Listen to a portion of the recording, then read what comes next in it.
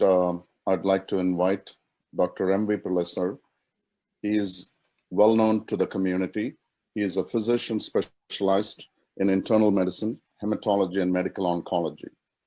He also served as a lieutenant colonel in the United States Air Force Medical Corps. He serves on the advisory board of Empatia Global. I take this.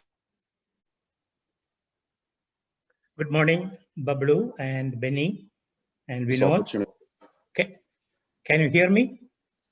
Yes. Yes. Can you see me? Yes. Okay, yes. Good.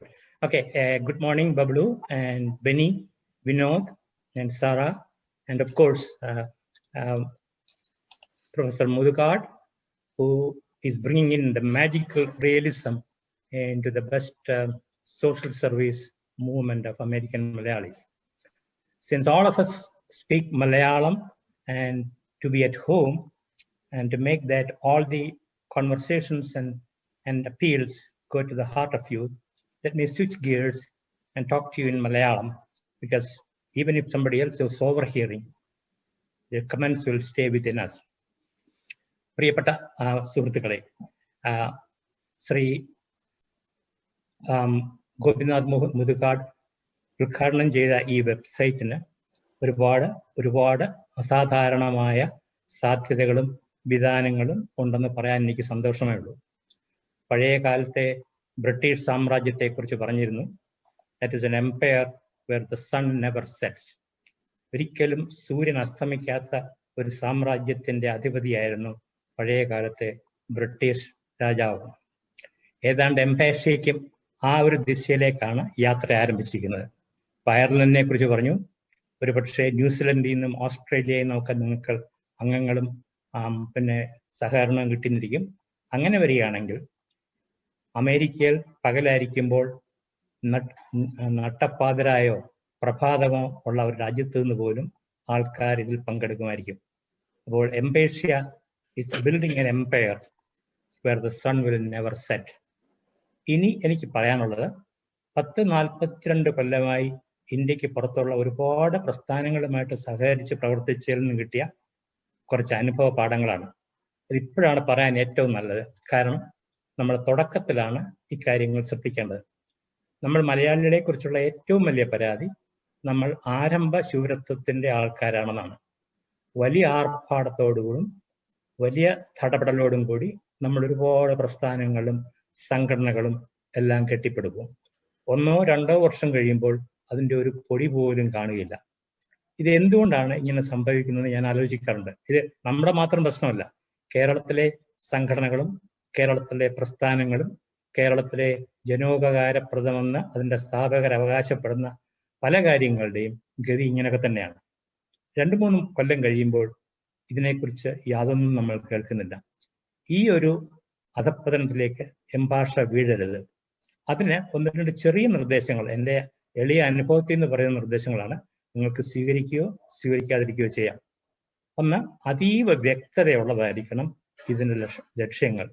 ആ വ്യക്തമായ ലക്ഷ്യങ്ങൾ എന്താണെന്നുള്ളത് വെബ്സൈറ്റിൽ കൃത്യമായി പറഞ്ഞിരിക്കണം. വെബ്സൈറ്റിൽ ഒരുപാട് കാര്യങ്ങൾ നമ്മൾ എഴുതി ചേർക്കുമ്പോൾ ഒരു ബുദ്ധിമുട്ട്, ഒരുപാട് വോളിമിനസ് ആയി കഴിഞ്ഞാൽ, ഒരുപാട് നറേറ്റീവ്സ്, ആഖ്യാനങ്ങൾ നിറഞ്ഞു കഴിഞ്ഞാൽ ആൾക്കാർക്ക് ഇതിലേക്ക് നോക്കാനുള്ള താല്പര്യം കുറയും. ആദ്യത്തെ 1-2 പേജിൽ തന്നെ എംപാഷ്യ എന്താണ് എന്ന് പറയുന്നതോടൊപ്പം തന്നെ ഇനി ഞാൻ പറയുന്നത് ഏറ്റവും പ്രധാനമാണ്, എംപാഷ്യ എന്തല്ല എന്നും കൂടെ അവരെ ബോധ്യപ്പെടുത്തി കൊടുക്കണം. ഒന്നുകൂടെ പറയുകയാണ്, എംപാഷ്യ എന്തല്ല. കാരണം ഇങ്ങനെ ഒരു സംഘടന നിലവിൽ വരുമ്പോൾ വിദേശ രാജ്യങ്ങളിൽ സാമാന്യം നന്നായിട്ട് ജീവിതം നയിക്കുന്ന ആൾക്കാരെ പരിചയപ്പെടുമ്പോൾ നമ്മുടെ നാട്ടിലെ ആവശ്യക്കാരുടെ എണ്ണം വളരെ കൂടുതലാണ്. അതിൽ വിസയ്ക്ക് വേണ്ടി നിങ്ങളെ സമീപിക്കുന്നവർ കാണും, സാമ്പത്തിക സഹായത്തിന് വേണ്ടി നിങ്ങളെ സഹായിക്കുന്നവർ കാണും, മരുന്നിന് വേണ്ടി സഹായിക്കുന്നവർ കാണും, ഡോക്ടറെ കാണാനായിട്ടുള്ള സഹായം വിടും.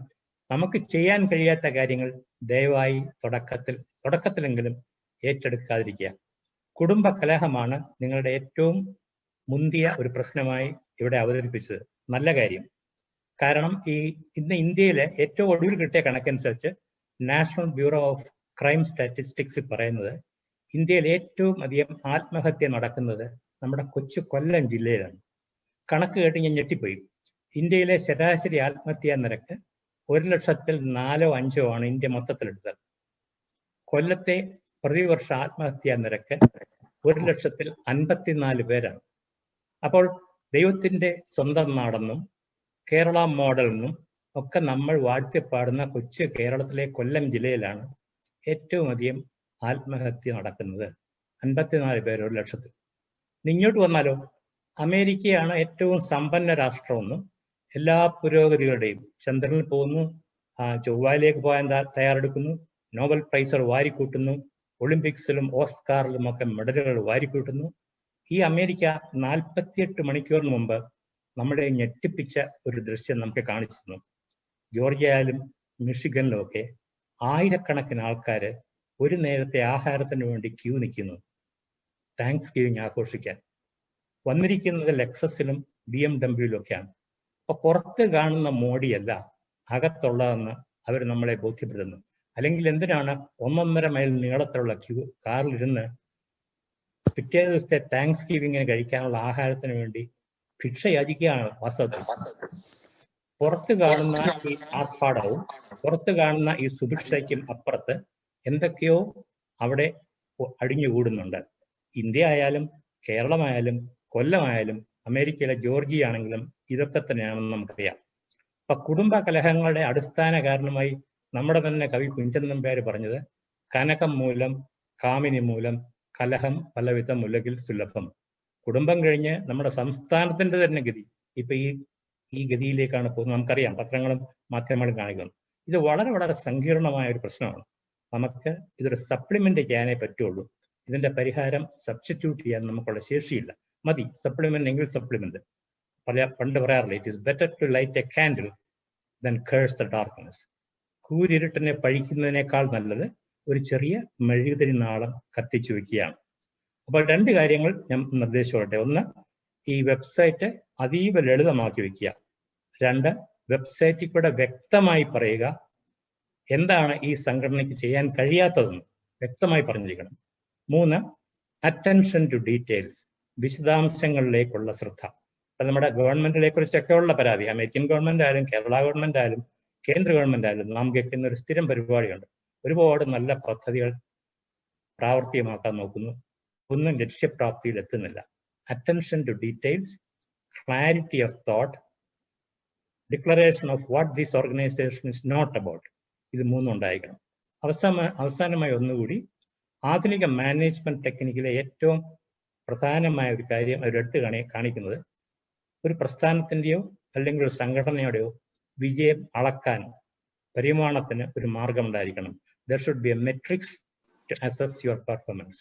How do you develop a metrics to assess the performance of Empatia? ഒരു വലിയ ചോദ്യമാണ്. അടുത്ത താങ്ക്സ് ഗിവിംഗ് ആകുമ്പോൾ നമുക്ക് എല്ലാ താങ്ക്സ് ഗിവിങ്ങിനും തിരിഞ്ഞു നോക്കാൻ അവസരം ഉണ്ടാക്കണം. ഇത് ഒരു തിരനോട്ടമാണ്. 2020 താങ്ക്സ് ഗിവിംഗ് കഴിഞ്ഞുള്ള ആദ്യത്തെ വാരാന്ത്യം ഒരു തിരനോട്ടത്തിന്റെ വാരാന്ത്യമാണ്.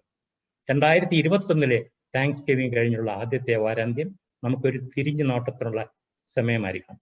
ആ തിരിഞ്ഞു നോട്ടത്തിൽ എംപാഷ്യ എന്ത് ചെയ്യാൻ ഉദ്ദേശിച്ചു, എന്തൊക്കെ ചെയ്യാൻ കഴിഞ്ഞു, എന്തൊക്കെ ചെയ്യാൻ കഴിഞ്ഞില്ല, കഴിയാത്തതിന്റെ കാരണം എന്താണ്, ഇതിന് ഫീഡ്ബാക്ക് നമ്മുടെ വെബ്സൈറ്റിൽ നിന്ന് തന്നെ കിട്ടണം. ആരെയാണോ സഹായിച്ചത് അവരുടെ പേര് പറയേണ്ട കാര്യമില്ല, അവർക്ക് കോഡ് നമ്പർ കൊടുക്കുക. അവരെന്താണ് പ്രതീക്ഷിച്ചത്, അത് എംപാഷ്യയ്ക്ക് നൽകാൻ കഴിഞ്ഞോ, നൽകാൻ കഴിഞ്ഞില്ലെങ്കിൽ അതിന്റെ കാരണം എന്താണെന്ന് എംപാഷ്യയുടെ തന്നെ ഒരു ഭാരവാഹി അവർക്ക് വ്യക്തമാക്കി കൊടുക്കുക. ഇത്തരം പ്രവർത്തനങ്ങളുടെ ഒരു പരിമാണമായിരിക്കണം നമ്മുടെ വിജയത്തിന്റെ ഏറ്റവും നല്ല അളവുകോൽ. അതുകൂടി ഉൾപ്പെടുത്തണമെന്ന് നിർദ്ദേശിച്ചുകൊണ്ട്, ഇന്നിപ്പോൾ ജീവിച്ചിരിക്കുന്ന ലോകത്തിലെ ഏറ്റവും പ്രശസ്തനായ നോവലിസ്റ്റും ഭാവഗീതകാരനുമാണ് ബ്രസീലിലെ പൗലോ കൊയ്ലോ. കേരളത്തിലെ സാഹിത്യ പ്രേമികൾ ഏറ്റവും അധികം വായിക്കുന്ന അദ്ദേഹത്തിന്റെ കൃതിയാണ് ആൽക്കെമിസ്റ്റ് എന്നുള്ള ഗ്രന്ഥം. ചിലരൊക്കെ വായിച്ചു കാണും. പൗലോ കൊയ്ലോയുടെ പ്രശസ്തമായ ഒരു വാചകമുണ്ട്, if you really want something the whole world will conspire to help you gain that. നിങ്ങൾ ആത്മാർത്ഥമായി തീവ്രമായി ഒരു കാര്യം ആഗ്രഹിച്ചാൽ ഈ ലോകം മുഴുവൻ അത് നിങ്ങൾക്ക് നേടിത്തരാൻ വേണ്ടിയുള്ള ഉപജാപത്തിൽ ഏർപ്പെടുമത്രേ.